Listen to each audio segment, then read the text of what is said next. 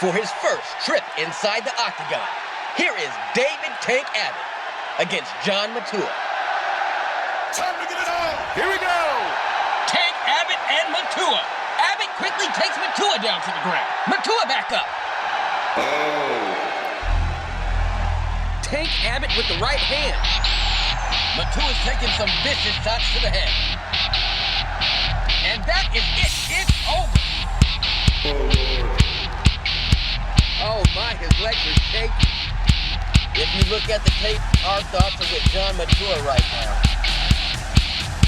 They call him the Tank. Here's David Abbott!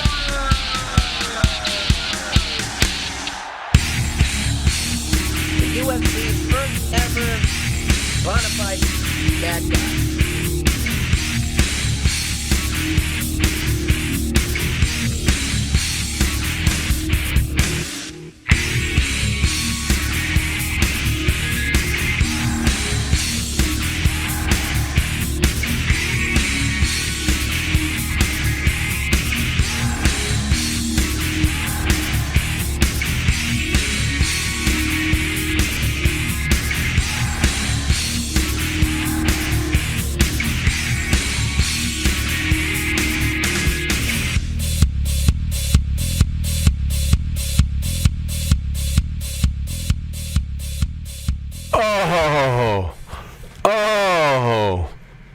It's Tank Abbott in the Proving Ground. You guys tuned in to hear some lovely stuff about Warrior Talk. This is the Proving Ground with Tank Abbott. No phonies here, man. Everything is real. Talking about the stuff that really happened and what's going down and what the world is turning into. Let's talk about fighting. Let's talk about getting live. Let's talk about seeing things that are going on and shaking your head north and south and east and west and saying, yes, no, I don't know. Anyways, let's find out what's going on. This is the Proving Ground. Let's start the show. So we were talking about the real king of the jungle, and I was like, did you ever see a lion in a cage? I mean, that's no wonder it's the king of the jungle.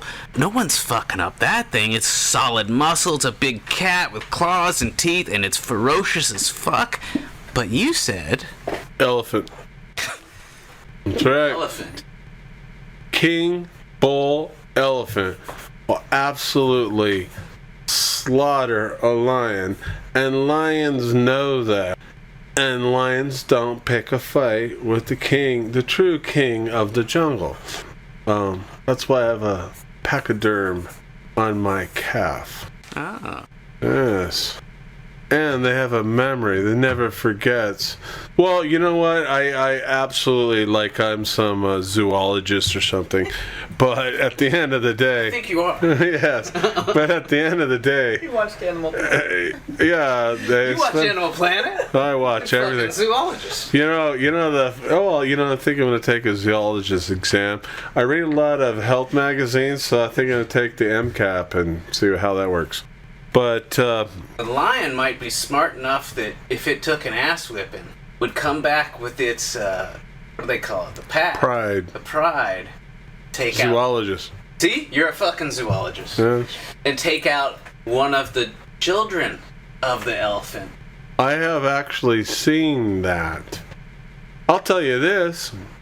If that lion killed a loved one of mine, I would slowly electrocute and torture it for a week. It's Oscar. Yeah, who's this? Is this Oscar 16? This is Kilo 55. Come in. It's Upper Yeah. We got a bunch of bad guys. We're about 2 clicks into the northwest corner of the fob. Come in. Any girls? No girls. We're not at the cat house. We're out doing serious business. You got all you pot-smoking hippies out there trying to make peace-loving bell-bottoms, and I'm out there killing gooks. You got your clothes off? My clothes off? Yeah, if they're enemies, they're still good ladies. Oh, you will get down with some women, even though they are enemy? Hey, you ain't gotta pay them. You don't have to pay them, you just take it? You do them and then shoot them. Yeah. Have you ever shot one first and then do them? More Tank Abbott after these messages.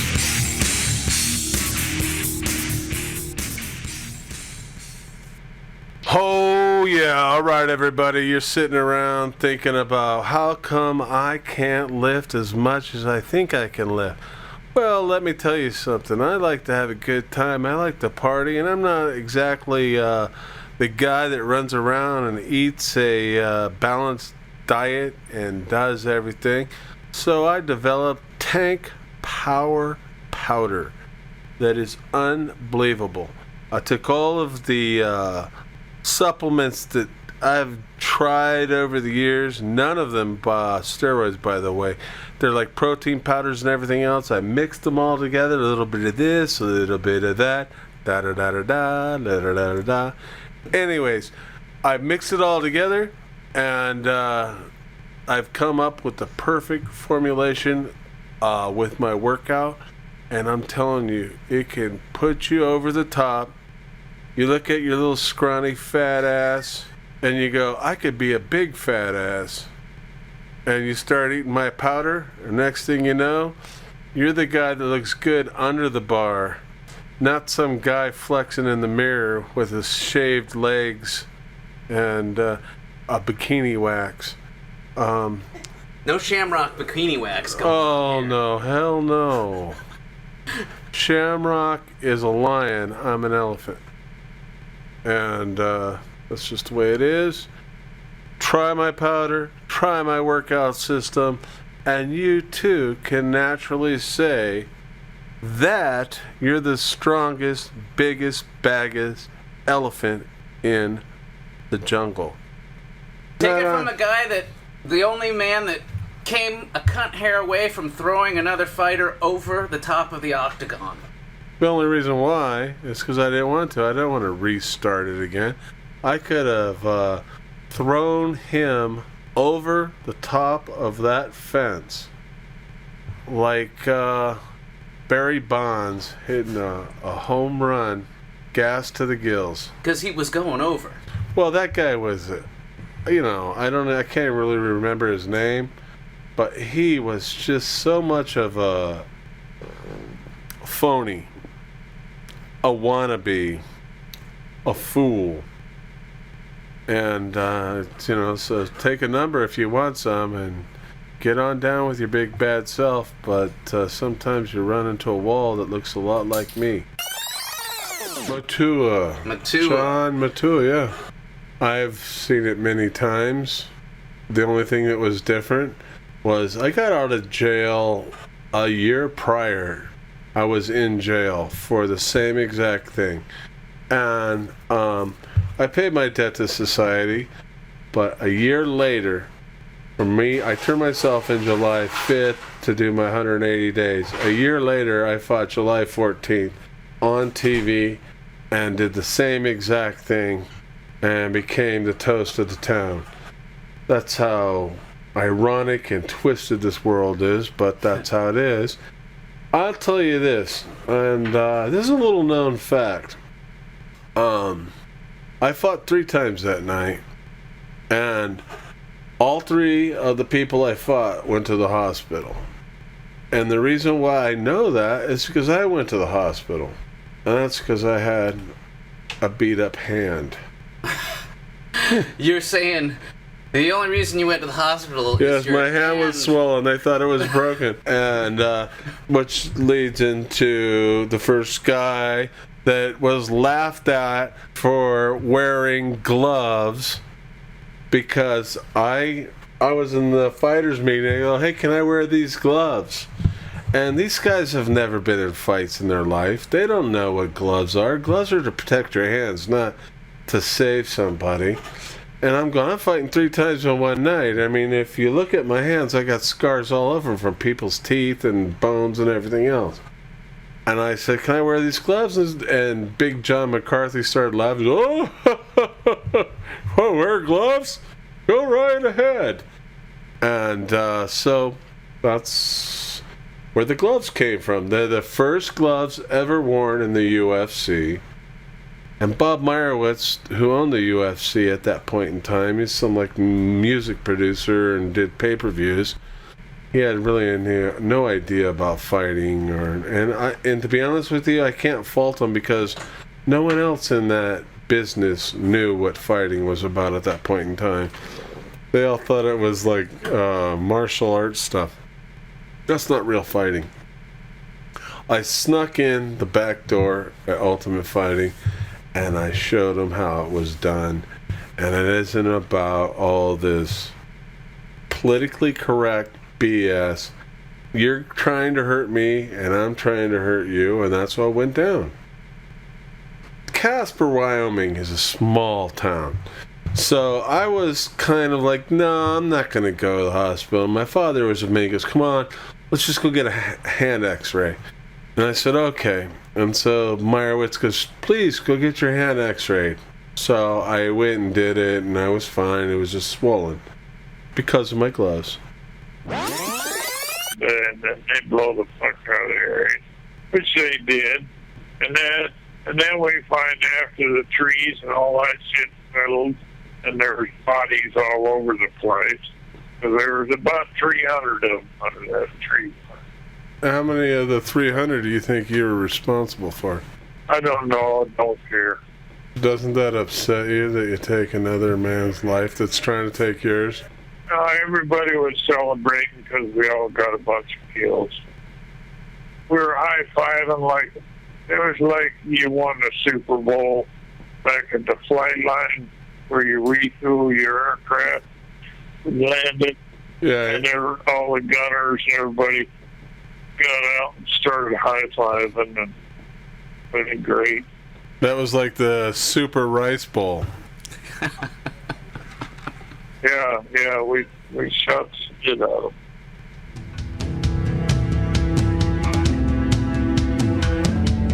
You're back on the Proving Ground with Tank Abbott. TankAbbottPodcast.com.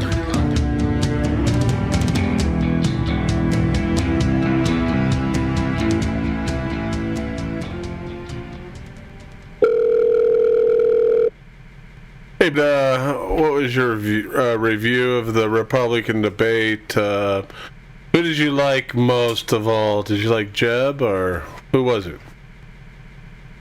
Who did I like most of all? Yeah. There's a couple girls sitting in the second row. You know that JFK set up thinning of the herd, and LBJ took the horns and tried to ride the bull down Barcelona on the cobblestone streets and into the bull ring. But they messed up when they didn't get on your back, because you're sitting there pulling down all these pot leaves off the first layer of canopy and smoking that marijuana, that Thai stick stuff. And do you think, being from Vietnam era, that's why we lost the war? I never smoked pot in my life. You've never smoked marijuana. What about that quarter elbow you had stuffed in the back of the car when we were driving up to Susanville out of Reno? All right, people, let's cut through all the BS and let's get to it.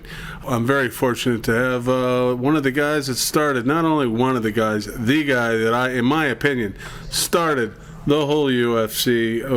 He might not have been the first person to push the button, but you want to know what? I can tell you this. He was the guy that made things happen. He wasn't the figurehead, he wasn't the wallet, he was the guy making the event happen. He was going out finding fighters and finding out what people wanted to see, and it was quite a different animal compared to what it is today. And it's all about the truth, and if you don't like it, I don't give a flying fucking rat's ass. I'm very, very fortunate to talk to David and see what he has to say about things. He usually doesn't get out and talk about things, but here he is, the one and only David Isaacs. how the hell are you doing? I'm doing fine. Are we on the air? Is it We are. No, this warming is not. me up. We're live, so everything you say is recorded. It's like Ferguson. Everything you do, you're seeing. Anyways, I am so honored to have the man that made the UFC what it is, put it on the map, David Isaacs, and by the way, David Abbott sounds really familiar. Anyways, we both put it on the map. You were the COO. The only thing that I have any problem with is your allowing Keith Hackney to have the Eagle Talon Claw. That was right up there. You have to admit right now. So in the current UFC, you miss things like the Eagle Talon Claw. I think people do. Like, the mystery is gone. It's like somebody pulling stuff out like that you're like, oh my gosh, I don't know what that thing is. And right now everybody's now is like, oh, cross-train this, cross-train that. We know this, we know that. Eagle Talon Claw, man. That thing was, ahead of its time.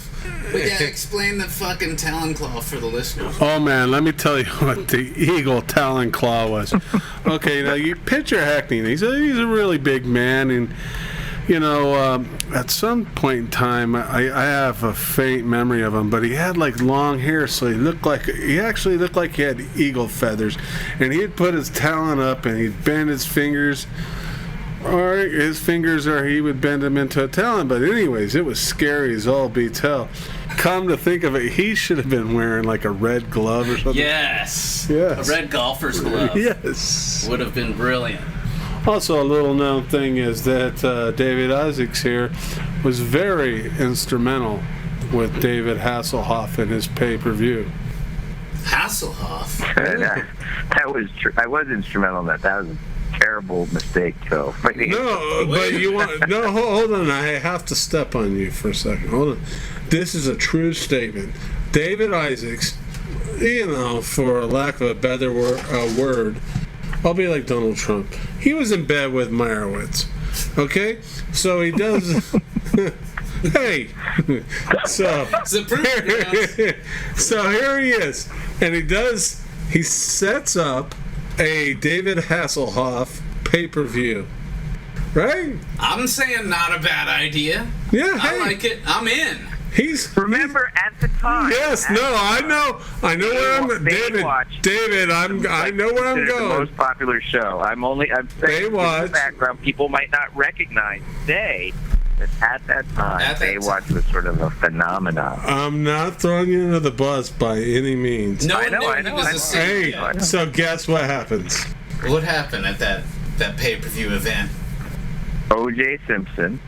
Actually, in our own control in the truck, the guys were watching the O.J. Simpson chase on our own show. Wow! On the night of the pay-per-view. Yeah, that didn't bode well for our results. There it goes. That shows you the risks of live television. Live pay-per-view television. Big risk. Hey, it's awesome. And then the next thing you know, it was fun to hang out with Hasselhoff for a while. But it still happened, and it's online somewhere, right? It happened. I think it was literally the worst performing pay-per-view maybe in industry history. And you know what? I don't know. You were at the top and the bottom. At the same time. We did that at the Trump Casino, and that was funny. Donald was certainly happy to have us. He is a great guy, and I'm going to tell you this. I think he's going to be my president. I tell you what. If it's Bush versus Clinton, and I between the two, I don't have to tell you who I would support, Clinton. But it'll be so boring for all of us to watch them, poll their numbers and to come out with their positions and pander to their base and all this stuff.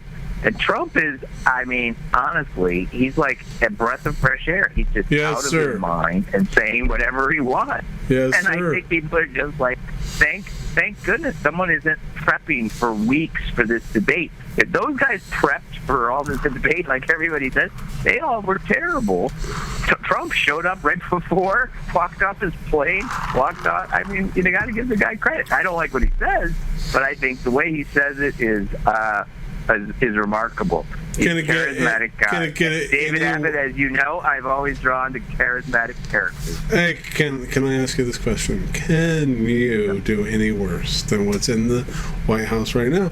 You know what? Let's just give the Iranians a nuclear bomb so they can hit Israel. I'm not sure if that's what your podcast is about, but if you want to talk about the treaty, I will. But I think we're about everything. You know. I don't care. I'm not about anything. Hey, Duke here. Duke is freshly.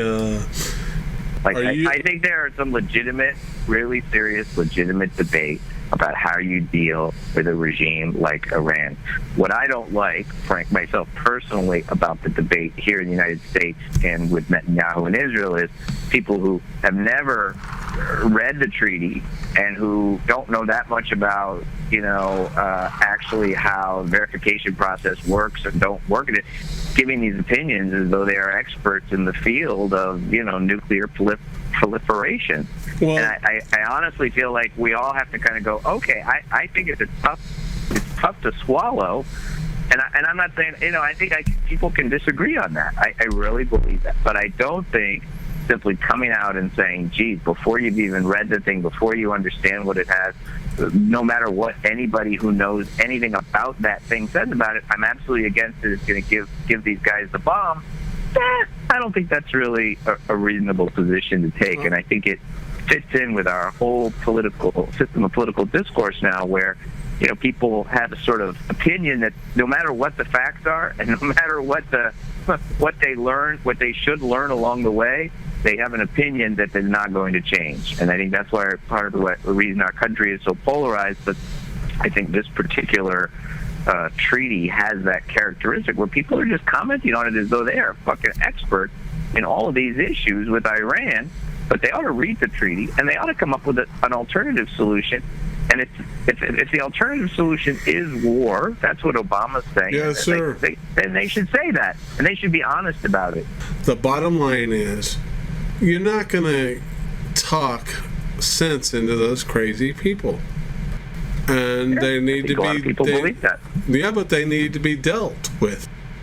At the end, I think there's a whole group of people, especially Israelis, who believe there's going to be a war anyway. Yeah. And we might as well fight it now, not wait till later. Well, might as well give them arms and money so they can... Might as well get them before they get their money and before they get a nuclear bomb. Right? Exactly. Like, that certainly seems like a good way to do it. Like, I understand that that's a position they have. I don't happen to have that position, but I do know that there are a lot of people who have that. Like, it's going to happen anyway. And those are people who live in a part of the world where I've, spent a fair bit of time, and they live with the threat of their neighbors invading them 24/7, 365. We don't have that same problem here.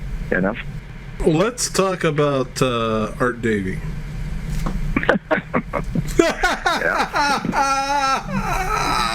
And Big John. And Big John McCarthy and Elaine. Seriously. I'm friends with John and Elaine. Oh, so, I don't care. I'm friends with them too, I think. Well, you got Elaine and John talking about how you wrote that letter for me, and I want you to thank you. And thank you for dumbing it down. So it is. That letter is so funny. Yeah. I got asked to leave the UFC, and then Bob Meyerowitz called me up and said, hey, you know what? Just go home and collect your check. I was on the payroll. And he goes, we'll pull you out in a little bit. Then, when it was time for me to be pulled out again, I had to write a letter. And then David Isaacs wrote a letter to... For you? Yeah, to the McCarthys. And then... Did you have... I did not. Letter, which is fucked up thing. Like, if you read that letter, you'll know. No, he dumbed it down. I did not write that. Do you know? I did not write that. Do you know when I wrote that letter, I was so sarcastic and stupid ass.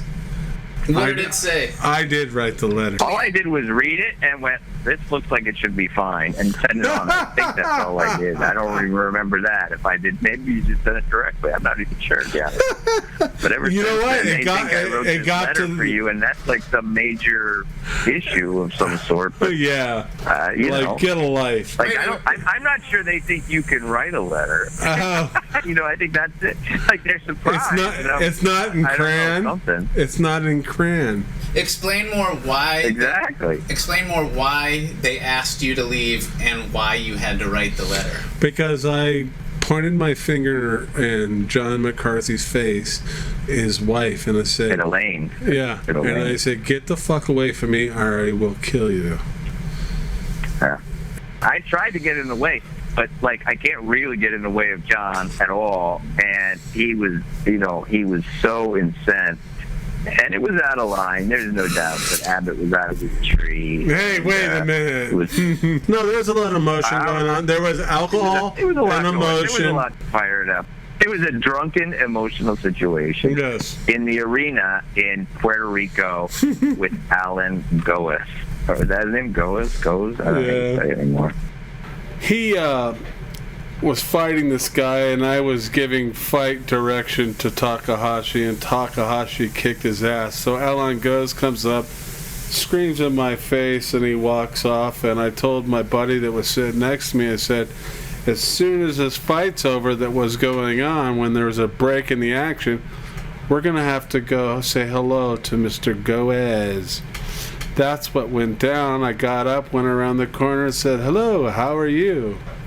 That's what happened. And then John and Elaine followed us into the back. Oh yeah, you know that's no. That's my point of view. This was in the yeah. I mean that might be good. I don't know. Maybe there was some deeper things going on. But we were in Puerto Rico doing the event that we did at UFC Puerto Rico, and Abbott was there. I don't know exactly how it escalated, but the next thing I knew, Hank Abbott was taking his teeth out, and in case you don't know him, he has what is that called, a bridge in front, where it's all of his teeth, and when he takes his teeth out, at least when he used to take his teeth out, you knew things were about to go very, very badly. And Elaine thought she was our fight coordinator then, and she thought that it was a bad idea for the two of them to fight in the stands during our event. Well, we were in court all the time, and we were fighting all these human cockfighting charges and things like that. So she got in front of him, and that's when Hank said, I'll kill you, or something. Some version of, at the end of the day, I'll kill you. And he didn't think it was such a good thing that Abbott had threatened his wife. Oh. And so he came after Abbott.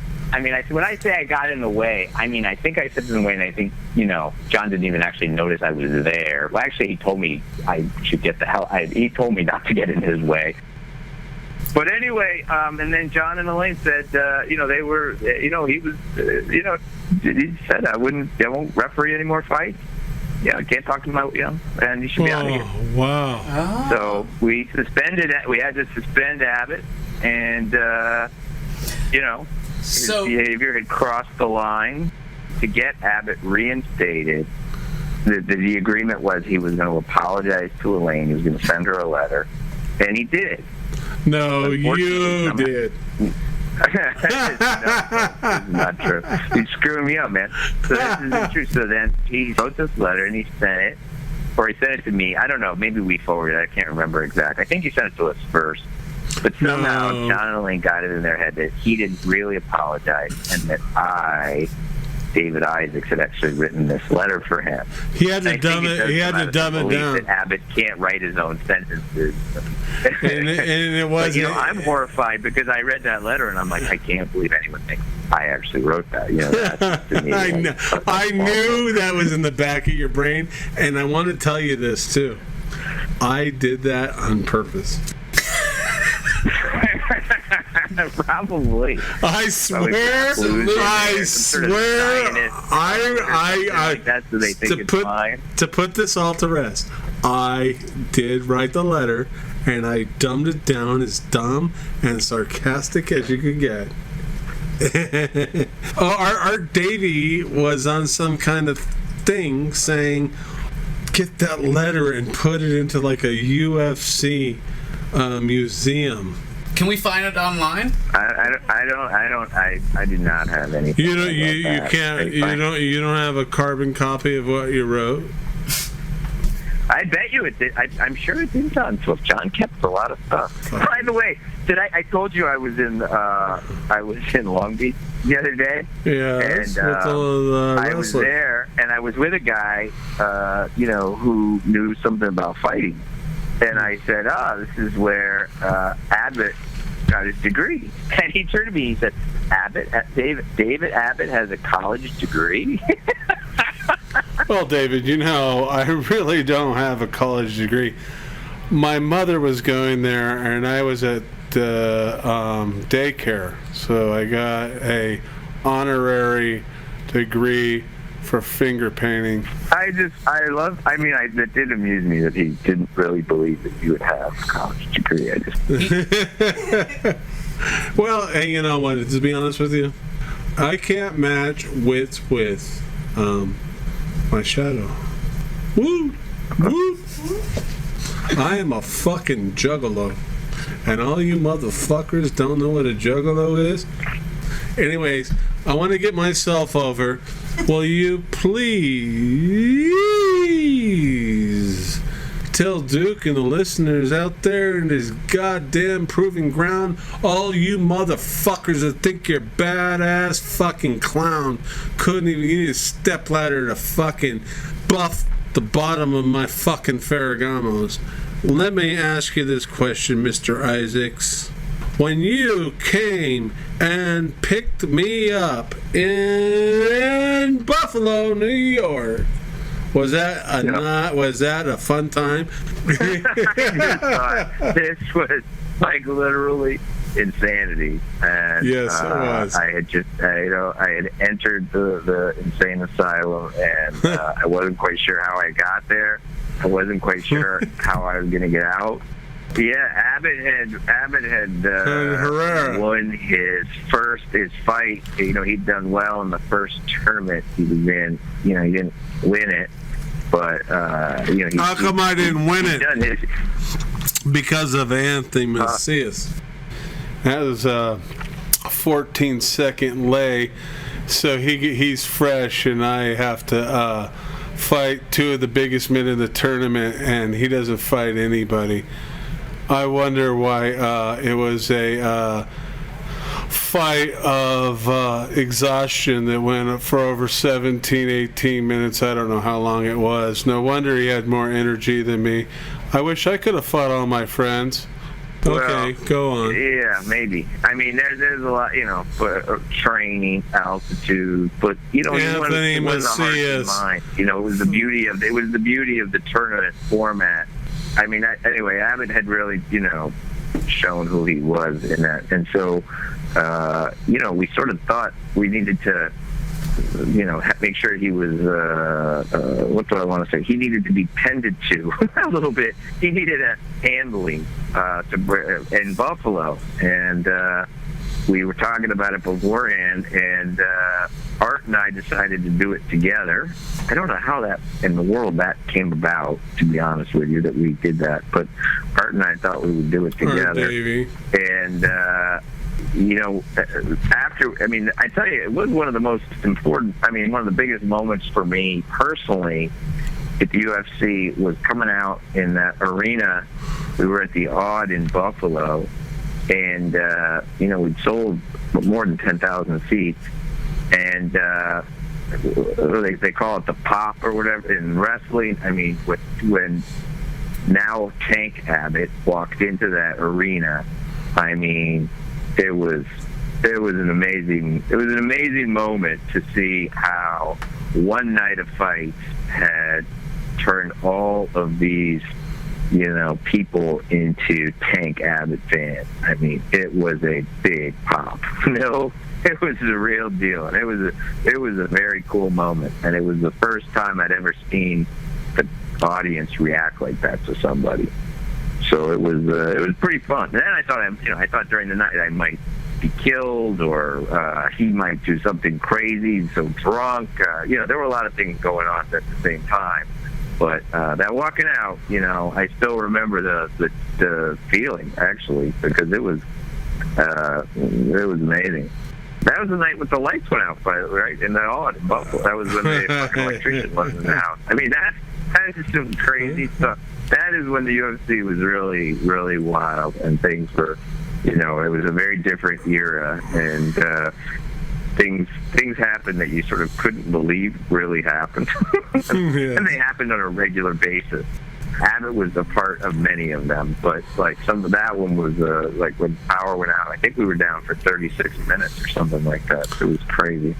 The tournament style was your invention? Oh, I don't think that's true. But I tell you, I love the tournament, and I fought hard to keep the tournament, and I tried to bring the tournament back even. But there were only a few guys that would fight the tournaments anymore, and it was like Tank would fight it. I'll tell you, there was Don Fry. There were only a few guys who really, had kind of a bring it on. I think part of it was, for you anyway, that it was, I don't think you felt like you were going to get hurt in a tournament. Maybe I'm wrong. No. But I think whenever I see how, big you are, like your wrists, and, you're a naturally big guy, it's very different today. And I think and I'm not saying I like the UFC today, and the UFC today is obviously doing huge, big numbers, and they do huge live shows, and they do some things that like we never could have done. But I think that the energy from that 8-man tournament, even when we went to 4-man tournaments, and things that went wrong, and guys that got hurt, and substitutes that came in, I mean, things were crazy, and I think people really vibed on that back in the day. That you put together, and no one knows that you were the man that put it together. And I don't care. I know you're going to sit back on your hands and go, no. But I'm going to tell you right now, this man right here is responsible for the UFC. He was not the wallet. He was not the publicity. He was the guy putting it together with Campbell McLaren, having a little chuckle, go, wouldn't this be funny? And it turned into what it is today. And David, I'm going to tell you right now, thank you for fucking taking your time out of your night. Take care of your child and do your thing. And I just want to say thank you so much for being my first guest on the Proving Ground. Be well. Talk to you guys. All right. We'll be back with more Tank Abbott after a word from our local sponsors.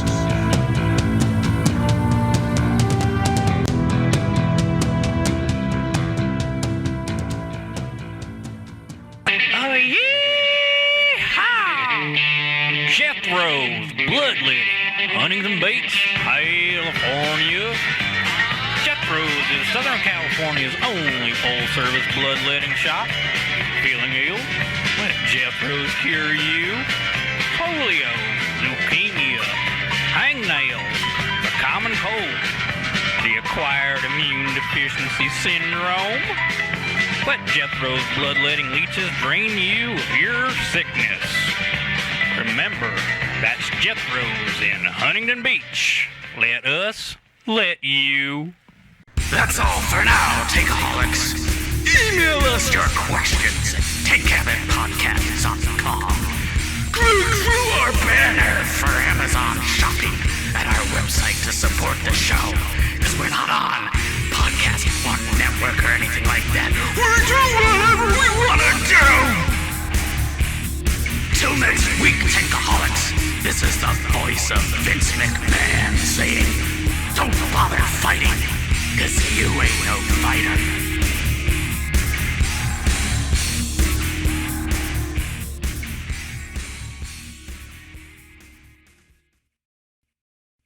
Fuck that shit.